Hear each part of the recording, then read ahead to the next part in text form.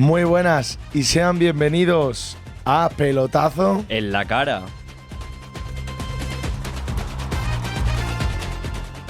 El lugar en el que repartimos sonrisas y fútbol. Te hablan Jorge y Fabio. Nosotros somos Pelotazo en la cara y te traemos toda la actualidad. Lo que pasó, lo que viene. Noticias, datos y curiosidades. Pero sobre todo, y más importante, fútbol total.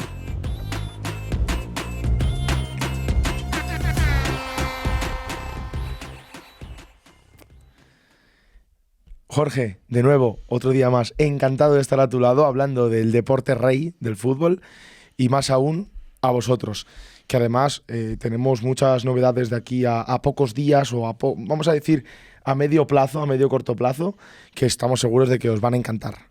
Otra semanita más con vosotros, otra semana que nos tenéis aquí disfrutando de las grandes alegrías que nos dais y esperemos que también nos demos vosotros. Otra semana más que cada vez se va haciendo más corta y se va acercando ese gran evento que tendremos en unos pocos meses, en este 2026, que es el Mundial y que esperamos ya con muchas ganas. Y que ya está dejando, bueno, muchas cositas, De La Fuente se está moviendo, los demás seleccionadores se están moviendo, los jugadores empiezan a hacer su sprint final de preparación para lo que viene este veranito y un mundial que está sobre todo dejando jugadores que están renaciendo, como por ejemplo Endrick en el Lyon, en fin, Lenormand ahora está volviendo con el Atleti, Laporte veremos. Veremos qué es lo que pasa y si vosotros también realmente queréis ver lo que pasa, no podéis hacer otra cosa que seguirnos en nuestras redes sociales. Para los que nos estáis escuchando os las cuento, pero para los que estáis por YouTube, por aquí abajo, las tenéis. Pero vamos, yo os las recuerdo. Por Instagram, Pelotazo en la cara, todo junto y en minúsculas. Para YouTube, Pelotazo en la cara en mayúsculas y todo junto. Para Spotify y para iVoox, Pelotazo en la cara en mayúsculas separado. Y como siempre decimos, la joya de la corona y especialmente la que queremos más agradecer el gran apoyo que tenemos estas últimas semanas, porque la verdad que nos está encantando recibir tanto apoyo por TikTok. Pelotazo en la cara, como decimos siempre, de cualquiera de las maneras, el loguito naranja, las dos caras estas que van a salir siempre y por ahí estaremos. Bueno, las caritas que siempre veis y que podéis ver en todas nuestras redes sociales. Empezamos el programa dando la enhorabuena a nuestra selección española de fútbol sala, que vuelve a coronarse como campeona de Europa, esta vez en la final contra Portugal, imponiéndose por 3-5 con un gran Antonio como MVP y una figura del fútbol sala español como es Ribillos, que vuelve otra vez también a coronarse como campeón de Europa a sus 36 años. Una vez dicho esto del fútbol sala, creo que es momento de pasar a lo que más nos gusta a nosotros, al fútbol hierba, ¿no? Vamos a llamarlo así. Sí, yo creo que para alargarnos mucho más nos gusta una cosa un poco más, que es esta Liga Española.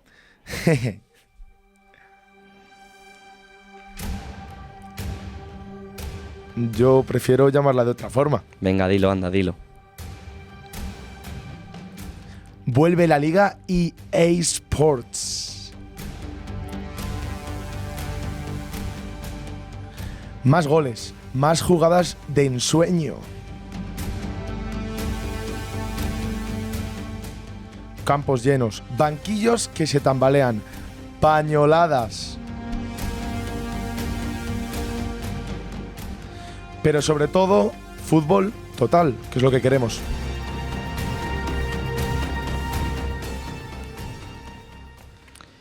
Fabio, cuéntanos repaso de jornada 23 que ha venido con cosas cargaditas, como vienen todas las semanas, pero yo creo que nos tienes que contar algo. Así Barbaridad, la verdad que es una jornada que ha estado sobre todo muy marcada por la borrasca Leonardo, que estaba azotando sobre todo la parte andaluza. Desde aquí mandamos pues nuestros ánimos a toda la gente, sobre todo de Andalucía, aunque está también incidiendo en varias partes de España. Se suspendió y se aplazó, el Sevilla-Girona, que lo tuvimos el domingo, ese Rayo Oviedo por temas de escándalo. Campo, que vamos a hablar de ese tema. Así que nada, la verdad que una jornada, diría que de domingo brutal de fútbol. Yo creo que hacía tiempo, años, que no veía un domingo así, bueno, desde cuando hay jornadas unificadas, lógicamente, pero marcada por eso. Por lo demás, jornada normal en cuanto a fútbol, no ha habido grandes sobresaltos, pero claro, normal, pero dentro de esta normalidad lo que nos deja siempre en nuestra liga, claro. Y como también siempre nos deja nuestra liga, es un 11 especial de pelotazo que aquí os lo ponemos por pantalla. El 11 de esta jornada 23 que nos va a repasar un poquito Fabio a quién hemos elegido para esta jornada. Eso es, vamos a repasar un poco el 11 de arriba abajo y tenemos en portería a Blas Dimos del Sevilla, en la defensa tenemos a Nathan del Betis y a Zaid Romero del Getafe, por una banda a Marcos Llorente del Atlético de Madrid, por la otra tendremos a Álvaro Carreras del Real Madrid, en el centro del campo pivotando tenemos a Mauro Arambarri del Geta, Lemar del Girona, la costumbre, y Guruceta del Athletic Club por delante. Por un lado, Raúl Moro de Osasuna. Por el otro, el gran Mikel Oyarzábal, delantero de la selección española. Y en punta, Robert Lewandowski, el incansable delantero polaco.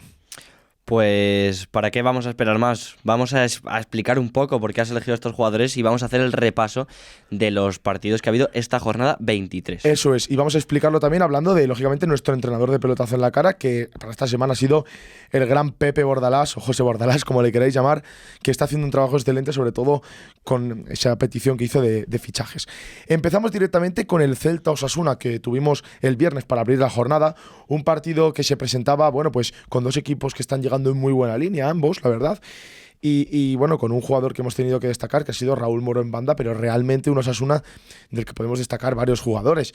La efectividad de los de Alessio Lici, gran entrenador y del que somos bastante fans aquí en Pelotazo en la Cara, su efectividad de su equipo le valió los 3 puntos. 2 goles por balones aéreos que dieron el triunfo al conjunto de Pamplona, con un Budimir, que es ahora mismo el máximo goleador de la liga en la segunda vuelta. Son creo que 4 goles en 5 partidos lo que lleva, unos números excepcionales. Y un partidazo también de Raúl Moro, tanto en una banda, que empezó el partido jugando por su banda, por la banda izquierda, y luego fue cambiado a la banda derecha, por las dos bandas. La verdad que partidazo. Tanto él como el exmadridista Víctor Muñoz, que sigue siendo un jugadorazo importante para Osasuna. 1-2, victoria de Osasuna. Exactamente, es un Osasuna que de lo poco que estamos pudiendo ver es un Osasuna muy completo, que sí que es cierto que tiene grandes jugadores, pero que es que hacía falta alguien que les diese ese sentido dentro del campo, y Alessio Lici sí que es cierto que en la primera vuelta estaba siendo un entrenador jugado, un entrenador que podríamos decir que no estaba terminando de dar el nivel suficiente para la primera división, pero es que en esta segunda vuelta estamos viendo un equipo con una cara completamente cambiada. Y es cierto que la pieza de Raúl Moro, igual que lo hemos metido en 11 y que encaja perfectamente en el 11 de Osasuna. Y es que su delantera, con una delantera así, con un poco de buen juego en el resto del equipo, es un equipo que funciona muy bien. Un Víctor Muñoz que decíamos que está haciendo unos partidos excepcionales, que es una pieza con diferencial, y sobre todo un Ante Budimir que está metiendo todo lo que tiene que meter. Sí, estaba viendo ahora, son 5 goles en los últimos partidos, los últimos 4 partidos. Es una barbaridad. La verdad que meta 5 goles en 4 partidos. Y luego tiene un equipo por detrás que lógicamente le respalda. Bien Catena atrás, Javi Galán, incorporación buenísima que ha hecho el Osasuna en este mercado. Y las bandas que decir, ¿no? Víctor Muñoz y Raúl Moro, que en cuanto a nombres quizás no te sugieren nada, pero son dos jugadores.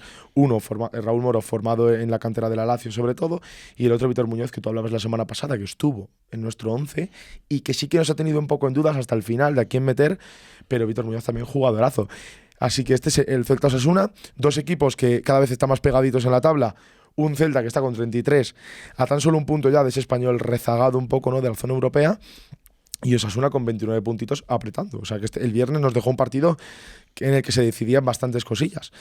Y nos vamos directamente al sábado, que es el día en el que hubo sobresaltos, y empezamos por ese Rayo Oviedo. Jorge, ¿qué me dices del Rayo Oviedo, el tema ese? Pues arrancamos la jornada del sábado, que igual que el viernes no hubo sobresaltos, todos se aglutinaron en el sábado a las 2 de la tarde, cuando se preveía que en Vallecas se iba a poder jugar un Rayo Oviedo. Saltó la noticia en torno a las 11:30 de la mañana que la Liga no aceptaba las condiciones actuales de Vallecas porque no cumplía las características necesarias para mantener la seguridad de los jugadores, para poder dar una seguridad física y poder realizar el partido con seguridad.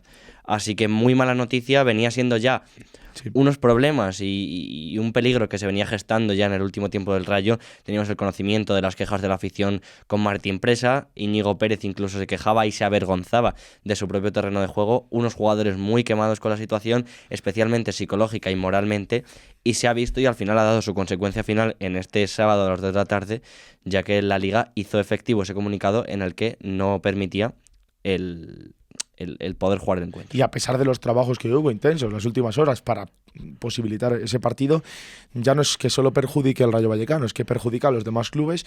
Un aficionado del Oviedo bien nos puso en TikTok, nos comentó la situación, a ver quién va a sufragar los gastos de los aficionados de los desplazados. A tan solo 3 horas del partido que tú ya te has desplazado, sobre todo un partido a las 2, se dice que no se juega. Todos esos aficionados desplazados que lógicamente pues tuvieron que hacer plan en Madrid. Y la afición del Rayo Vallecano, harta de la gestión de Presa, que se manifestó de nuevo en las puertas del estadio, que no sirve aparentemente para nada, porque el campo, hemos estado viendo imágenes de cómo quedó aparentemente para intentar jugar el partido, es como cuando pones 20 parches en un agujero así de grande. Vale, aparentemente no pasa nada, pero es que no es seguro para un futbolista jugar ahí, y ellos mismos lo dicen, es que no vamos a jugar, es que no pueden ni entrenar en su ciudad deportiva, el Rayo Vallecano. La verdad es que es una completa locura y es que creo que no hay mejor manera de definir la situación, que es como dice incluso el propio presidente, que parece que no es consciente, o si es consciente no le merece la pena cambiarlo, y es que dice que el Rayo, si sigue jugando en este campo, está condenado a la muerte. No puede ser un equipo de primer nivel y yo creo que, estoy completamente de acuerdo con sus declaraciones, opino completamente lo mismo. Todo un equipo que está en primer nivel, que encima está teniendo competiciones europeas como es la Conference League para este año para el Rayo, con una afición tan implicada, con un equipo que medianamente está dando resultados, aunque vemos que cada vez va más a pique por la situación psicológica del club, no puede realmente mantener una cosa necesaria y prioritaria como es un terreno de juego en estas condiciones. Es lo que tú dices, ya va a lo anímico, a la plantilla, al cuerpo técnico, a la afición. Es algo que no sé. Una cosa es que un equipo sea humilde y bueno, pues tenga ese carácter, como es el que ha tenido el Rayo Vallecano siempre, el barrio, un barrio obrero, ¿no? Un equipo que al final viene de abajo, se clasifica a Europa. La verdad que siempre son gestas impresionantes. Y otra cosa ya es que tu equipo no tenga las condiciones mínimas para afrontar este tipo de encuentros como un Rayo Oviedo de Liga, un simple partido, solo por tu césped. Y lógicamente la cara que da esto a Europa. Esos vídeos que vimos del Lech Poznan, creo que fue, un poco, ya no riéndose, dejando en evidencia que es un estadio que no está preparado ni en cuanto a vestuarios, ni en cuanto a la afición en gradas, que está la basura aglutinada de las esquinas, ni en cuanto al césped para el propio futbolista, que es el que va a dar espectáculo un poco al espectador. Exactamente, hay muchas características y muchos aspectos a mejorar, así que gran tristeza para el Rayo Vallecano, gran tristeza para la Liga y gran tristeza la imagen que muestra nuestra Liga en algunas ocasiones para toda Europa. Así que no vamos a dar más página a estas tristezas y vamos a pasar con la primera alegría que se dio el sábado a las 4:15, Fabio. Eso es, ahí sí que tuvimos fútbol ya, tuvimos un Barça-Mallorca. La verdad que la más de interesante, sobre todo por a ver qué planteamiento sacaba Yago Arrasate tras aquel partido contra el Atlético de Madrid, tras la victoria 4-1 ante el Sevilla, que les dio alas. Y un Barça que quería comentar ese centro del campo porque fue un Marc Casado, Fermín, Dani Olmo. Estamos acostumbrados a ver o a Dani o a Fermín, en este caso los dos, juntos con Casado. Funcionó el experimento de Hansi, porque el partido se lo llevó el Barça por 3-0, con el abuelo Robert Lewandowski, que todavía no ha dicho su última palabra, y cuando sale, aunque es de inicio, aunque sea 20 minutos, 10, 15, en cualquier competición, moja y cumple. Golazo del polaco con una sangre fría brutal, que hace un recorte, la verdad, que excepcional. También quería destacar el trabajo de Marc Casado como pivote en el centro del campo, que la verdad que sin balón sobre todo se sacrificó mucho por el equipo. Y una entrada de Marc Bernal luego que nos dejó un gol que no me esperaba para nada de este jugador, que fue un verdadero golazo, que recupera sobre todo anímicamente este jugador que sufrió una dura lesión la temporada pasada y que poco a poco va recuperando su nivel. Celebración bonita, con afición, con cuerpo técnico y con compis, todos juntos en el último minuto. Exactamente, un Marc Bernal que a un auténtico golazo para destacar. Justo es hoy su cumpleaños, así que le felicitamos de aquí, que supondremos que lo verá también. Y la verdad, un Barça que a mí en líneas generales me gustó, sigue cumpliendo con lo que tiene que cumplir, que es conseguir los 3 puntos al final de cada partido, pero sí que es cierto que últimamente al Barça le está costando esa tendencia de las primeras partes, esos primeros 45 minutos, que no se ve un nivel tan de estrellato como se puede llegar a ver en las segundas.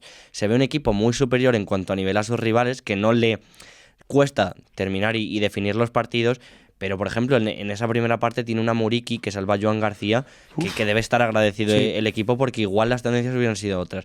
Entonces es un Barça que igual tiene que mejorar ese aspecto, pero que en líneas generales, incluso con un centro del campo más alternativo, colocando a Casado de titular, da resultado. y consigue su objetivo, que es mantenerse en el liderato, cumplir y dejar buenas sensaciones para lo que va restando de temporada. Sí, un partido para dar descanso a Frenkie de Jong, para dar descanso a Ferran en punta, sobre todo de cara al partido de Copa que tienen esta semana, que ya son semis, ya sí que se pone seria la cosa, el Barça saldrá con una alineación ya de gala, más si cabe que la del otro día con el Albacete, y que supera a un Mallorca que la verdad que, bueno, pues hizo lo que pudo, tuvo las que tuvo, pero bueno, se vuelve con un 3-0 para casa, pero con ese buen 4-1 que sacó el otro día contra el Sevilla, que yo creo que tampoco hace malo este resultado, el del otro día. Así que con esto cerramos esa primera jornada que tuvimos el sábado, que pudimos ver fútbol, y ahora sí que nos tenemos que desplazar hasta las 9 de la noche, cuando tuvimos el Real Sociedad contra el Elche, partido que culminó 3-1. El delantero de la selección española, del que quiero hablar, que es el delantero de nuestra selección, con todas las de la ley, es Don Mikel Oyarzábal, quien lleva la batuta de la Real Sociedad, quien marca su 10º gol esta temporada, 9 en Liga, 1 en Copa del Rey, que aunque aporta goles, lo que más aporta es juego. Es un delantero que te da mucho bajando, recuperando balones, jugando sobre todo de espaldas a la portería contraria. También un Gorrotxategi espectacular en labores sobre todo defensivas, de sacrificarse, al igual que hablaba de Marc Casado, hablo de otro 5 como es Gorrotxategi en este caso. Y un Óscarson, que es un revulsivo total, que si para algo lo trajo la Real Sociedad fue para esto, y que vuelve a cumplir de nuevo con otro golito en 8 minutitos que jugó, el otro día en 16 minutos en Copa con el Alavés, jugador el que cumple.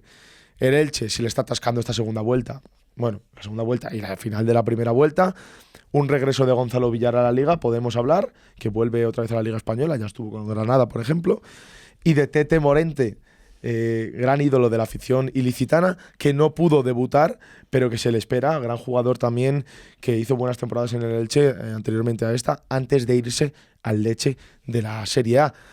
La Real, 31 puntos, a 3 de esa fase previa de Conference, y un Elche que cae en picado, que está ya, si no me equivoco, 2 puntos por encima del descenso. Lo hablábamos semanas pasadas, es un Elche que fuera de casa sí que se ve esas consecuencias reales de los problemas y las carencias que está teniendo un poco en el juego. No es un mal Elche, como decimos siempre, la vara de medir es muy diferente según la pongas, porque al final es un equipo recién ascendido, pero me declaro esto seguro fan de Matarazzo, porque cómo está poniendo al equipo, un equipo que probablemente lo veíamos como uno de los que mejor plantilla y peor juego, esa correspondencia entre un término y otro estaba teniendo de esta primera división, pero es que ahora la cara es completamente cambiante, va prácticamente la Real sumando de 3 en 3 y es que da gusto verlo. Por parte del Elche, que se nota la baja de Rodrigo Mendoza en el centro del campo y se nota un poco esa falta que puede llegar a tener, pero es una Real en el que cumplen todos. Cumple Gorrotxategi, cumple Gonzalo Guedes, cumple Oyarzábal, cumple Sergio Gómez en el lateral izquierdo, cumple Pablo Marín. Es una Real que en términos individuales está siendo un verdadero espectáculo. Prácticamente todos los jugadores hacen verdaderos partidazos. Y una Real que cada vez va dando un poquito más y un pasito más a plantearse cosas serias y cosas importantes. Y más importante, el trabajo de Matarazzo, como tú dices, ha sido el de confeccionar una plantilla larga, que tengas unos 16, 15 jugadores que cualquiera de ellos te puedan cumplir. Hace 2 semanas, creo, pusimos a Aramburu en nuestro 11. Ahora, por cierto, partido en el banquillo. Tuvimos a Odriozola, que poco a poco lo va recuperando Matarazzo, que es un jugador que bueno, está volviendo a ser lo que fue poco a poco, pero juega él y también cumple. Turrientes, Yángel Herrera, que te da mucho en el centro del campo. Una plantilla de unos 15 16 jugadores que sabes que te cumplen. Así que el Elche en picado, Eder Sarabia no sé qué plan tendrá, porque el equipo juega bien, pero le está faltando algo arriba. Parece que con la vuelta de Andrés Silva sí que vuelven esos goles, pero poco a poco yo creo que este Elche. Y otro que cumplió, y nos vamos a ir hasta el domingo, porque hemos visto que solo hubo estos 2 partidos el sábado, va a ser el Getafe. Fabio, cuéntanos. Acierto total de Bordalás y del Getafe con los fichajes. 0-2 se lleva este partido el conjunto azulón frente al Alavés en Mendizorroza. Hablábamos de salida difícil, que el Alavés llevaba sin perder desde aquel partido contra el Real Madrid en casa. Y ha llegado el Getafe, ha llegado Gené con su equipo, se han metido los 3 puntos al bolsillo y van escalando poco a poco hacia arriba. Los fichajes parece que están surgiendo efecto. Y sobre todo quiero hablar de la capacidad de Bordalás, que es el que he puesto en entrenador. La capacidad que tiene este entrenador de sacarle el jugo, el máximo jugo a cada jugador, es una barbaridad. Un Arambarri que lo metemos en en nuestro 11, porque la labor que hace en el centro del campo, junto a Luis Milla también, lógicamente, es excepcional. Y un Cey Romero también del que quiero hablar, que está en defensa, que hacía falta alguien también atrás, que está cumpliendo excepcionalmente. Luis Vázquez, que lleva 2 goles en 3 partidos desde que vino de un Anderlecht en el que no jugaba. Con esto quiere decir que son jugadores que no tenían aparentemente nada que dar, y Bordalás lo que les saca es una barbaridad. Poco más tengo que decir, Fabio. Al final es lo que tú estás diciendo, un mercado invernal muy efectivo para el conjunto madrileño que le está sirviendo para empezar a ver resultados por lo menos. Sí que es cierto que tenían que tener un poco esas semanas, esos partidos de adaptación, sí, pero están cumpliendo. Un Cey Romero que está imperial en defensa, un Luis Vázquez, un Martín Satriano que están jugando bastante bien arriba, le están dando algo diferente, y al final es un Getafe que hace muchas jornadas que no veíamos. Sabemos que el Getafe no brilla por su juego, no brilla por su habilidad para destacar de una forma más brillante en lo que es la combinación y el juego, pero un Getafe que a través de muchas faltas, de un juego más parado, vuelve a conseguir los 3 puntos, que es lo que se le pide al final a Bordalás. Es lo que necesitaba, volver a reencontrarse con la victoria, un equipo que se está reencontrando. Sabemos que es un club que suele tirar de cesiones y al final de temporada, pues bueno, se le irán estos jugadores seguramente, pero les vale para cumplir. Incluso para una hipotética clasificación a Europa, que no es ninguna locura teniendo en cuenta el entrenador del que hablamos. Y lo apretada que está la Liga este año. Es un equipo con el que no me quiero mojar, al igual que con la Real me costaba mojarme a principio de temporada, con el Geta igual, no me quiero mojar porque son clubes que siempre sorprenden. Y el partido para mí de sorpresa y de infarto fue el Sevilla-Girona. Locura en los minutos finales, porque es un partido que se aplazó, que parecía no tener, ¿no?, ese aliciente, o parecía no tener ahí algo que te dijera voy a ver el partido, pero que fue, la verdad, que un partido bastante parejo hasta que llegaron los últimos 15 minutos y eso parecía un capítulo de Oliver y Benji, una barbaridad, parecía que no se acababa el partido. Golazo de Quique Salas en el 92, pero una barbaridad, la verdad, de gol el que marcó. Para desatacar la locura, parecía que el partido se iba a ir a empate con ese primer gol de Lemar, que lo he metido en el 11, porque la verdad que Lemar, partidazo del ex Atlético de Madrid. Y de repente hace un penalti Suazo en el 96. Mitchell saca a su capitán, a Stuani, a la figura del Girona, a que lo tire, confiando en él, lógicamente. Es el jugador que tiene que asumir esos galones. Sale a tirar el penalti en el último minuto, lo para Blacho Dimos, que también lo he metido en el 11. Ahí así que se instaura lo que es la locura en el Pizjuán y el partido acaba con 1-1, con esta barbaridad en los últimos minutos que la verdad que yo estaba diciendo ¿qué más va a ocurrir? Un partido que es que prácticamente del minuto 5 al minuto 90 no me hizo falta ver, es que se resolvió en el minuto 2 con un gol de Lemar y en los minutos finales con el gol del Sevilla, del empate de Quique Salas y el penalti parado por Blajo Dimos. Vamos, un Sevilla que debe estar completamente agradecido a su portero porque rasca un punto que no sé si se las veían todas con él después del partido. Y de verdad, lo que tú has dicho, partido de locura, que digo que se resolvió en los minutos iniciales y finales, así que espectacular de vez en cuando ver partidos así, que se marcan un poco de la diferencia del análisis más táctico y van a esta locura futbolística. Sí, Almeida soltó aire, sobre todo cuando llegó esa parada del portero sevillista y cuando llegó el gol. Y luego Michel, en zona mixta, el entrenador del Girona, comentó que él respalda a Stuani, o sea, es para él el capitán del equipo. Si hay una persona que tiene que asumir esa responsabilidad de tirar un penalti, ¿quién mejor que el uruguayo, que sabe de sobra lo que es marcar equipos grandes, sabe de sobra lo que es jugar partidos de altura y enfrentarse a este tipo de momentos?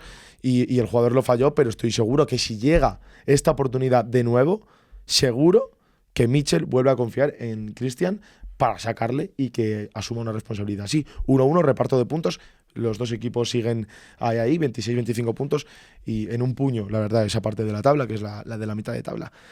Y desde aquí nos marchamos de Andalucía al País Vasco para irnos con ese Atlético Levante, partido en el que tuvimos 6 goles. Recupera la sonrisa del Athletic Club, que ya le hacía falta, ante un Levante que jugó con 10 casi todo el partido, que tiene un mérito impresionante el equipo de Luis Castro, cómo aguantó el partido desde el minuto 17 jugando en inferioridad numérica, que plantó cara y que incluso en los compases finales puso chispa al partido con 2, golazos, chirlos, de verdad, chirlos, o sea, sí. De verdad, que son dos, bueno, que yo la verdad que el primero de ellos, del capitán, que mete como de medio chilena, eso es una barbaridad, pero es que ya el segundo, dices, ¿qué más va a pasar en este partido?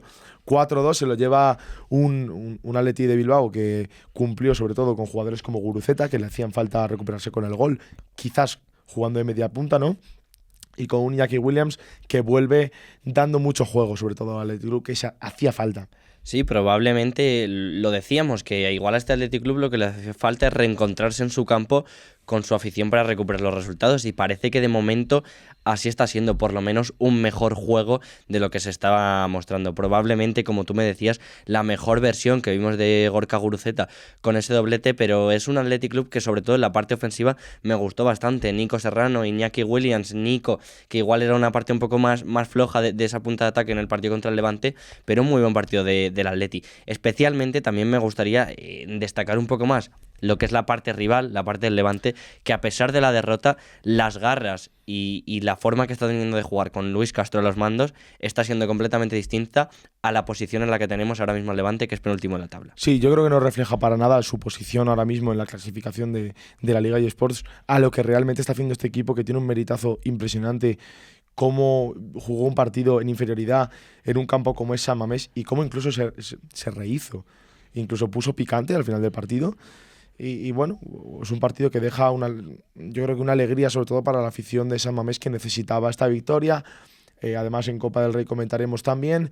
Buena semana en general para Ernesto Valverde, que puede estar un poco más tranquilo de cara sobre todo a este mes de febrero. Y pasamos al partido de las 6:30 de la tarde, con un partido que yo creo que nadie se esperaba el resultado que tuvo.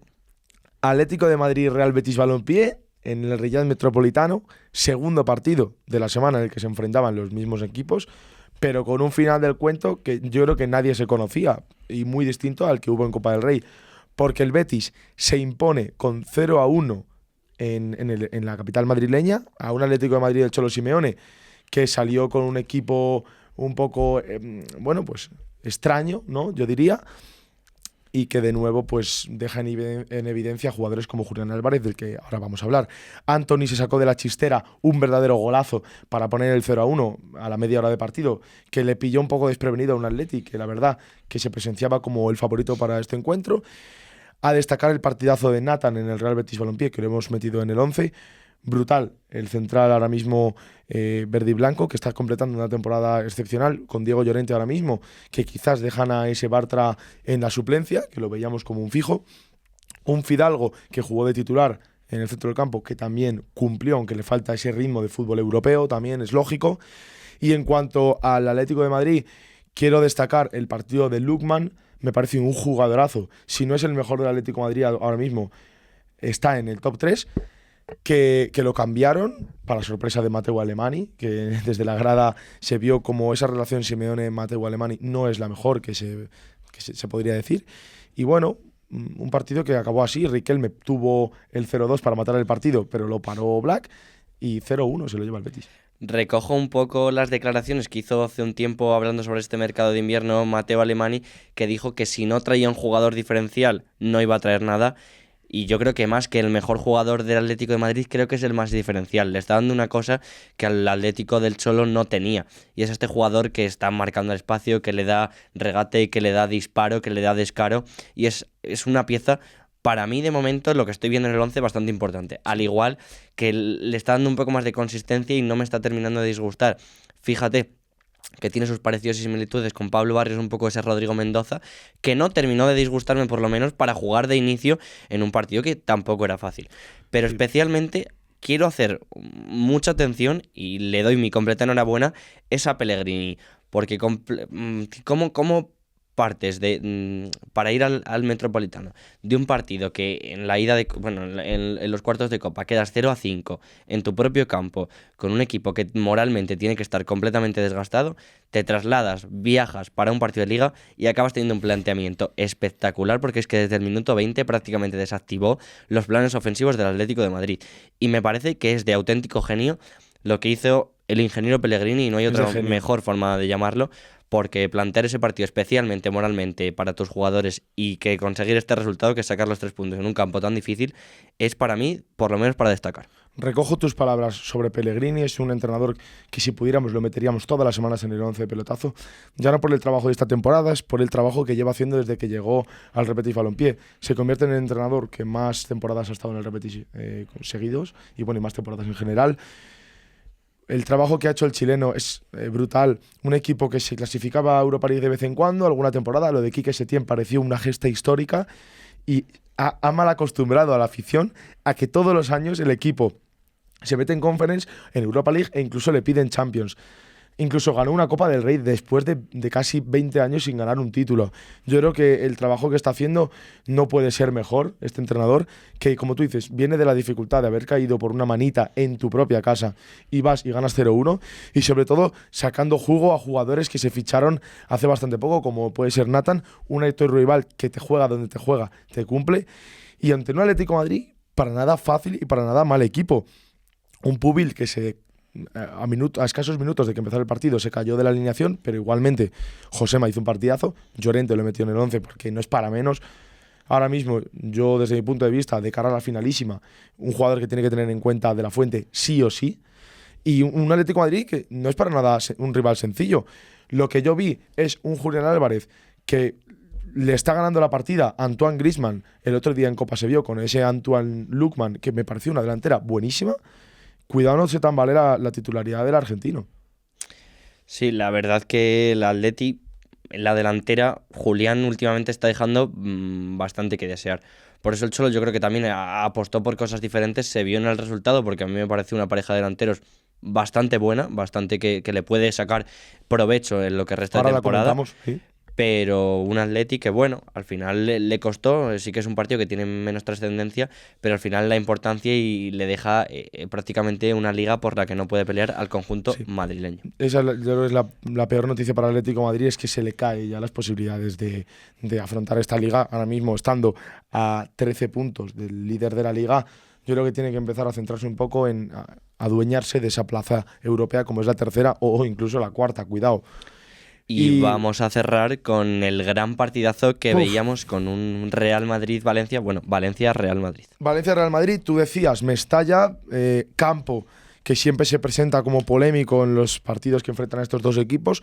Un Vinicius que no viajó a este partido y tampoco estaba Bellingham por baja. Se lo lleva el Real Madrid 0-2, el equipo que dirige Álvaro Arbeloa, con un equipo que supo entrar muy bien por bandas, un Carreras que destaco en mi 11, que sobre todo tuvo buen partido gracias a que no estaba Vinicius, lo que le dio mucha presencia en la banda.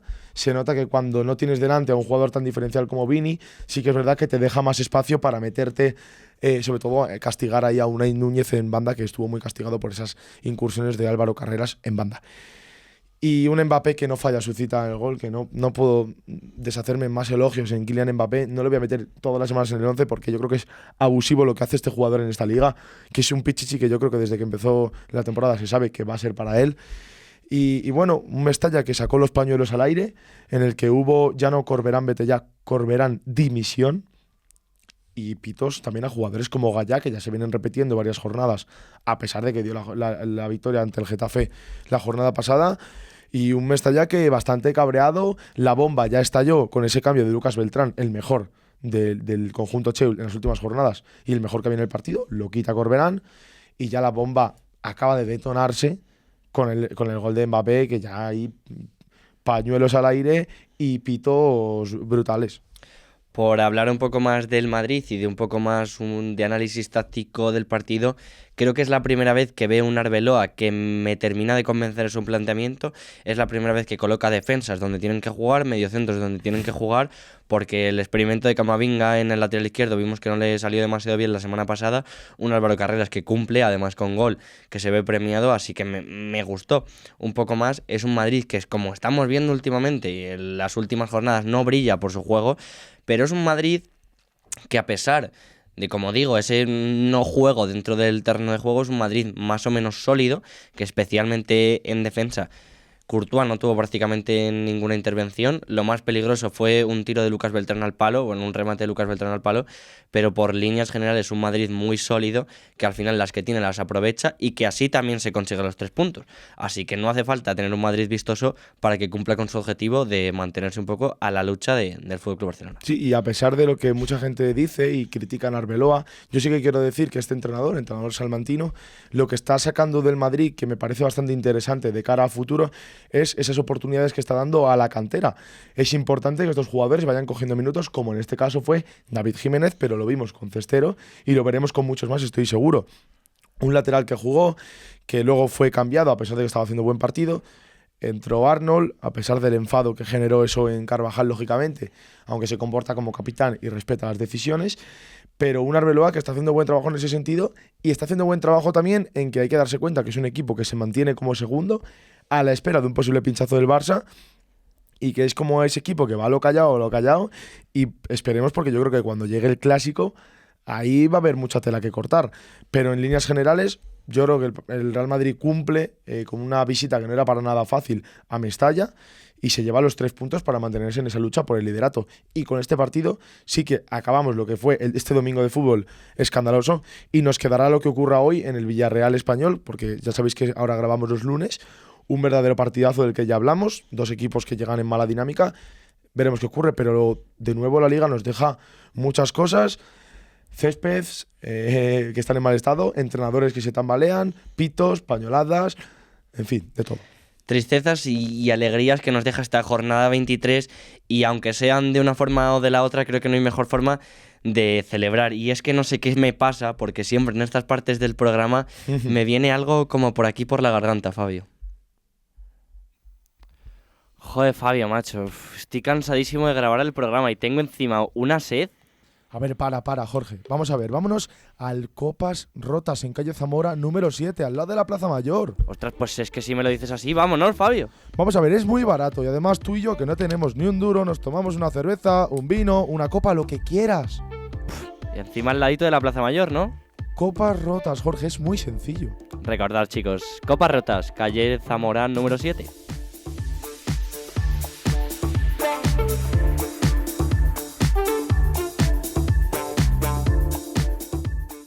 Yo es que no veo mejor forma de celebrar la victoria de tu equipo que cuando acaba a las 11, un sábado, un domingo, te vas al Copas Rotas, te tomas lo que tú quieras, con una atención siempre especial a cada cliente y sobre todo a buen precio y en un lugar privilegiado como es al lado de la Plaza Mayor. Siempre los dejamos en bandeja para que vayáis, ya la cosa es vuestra y la decisión de la mejor recomendación que os podemos hacer es de vosotros. Y siempre que no se les olvide decir que venís de pelotazo en la cara, que nunca se sabe si a lo mejor te reciben con algún regalito, alguna sorpresita. No lo sabemos, pero puede ser.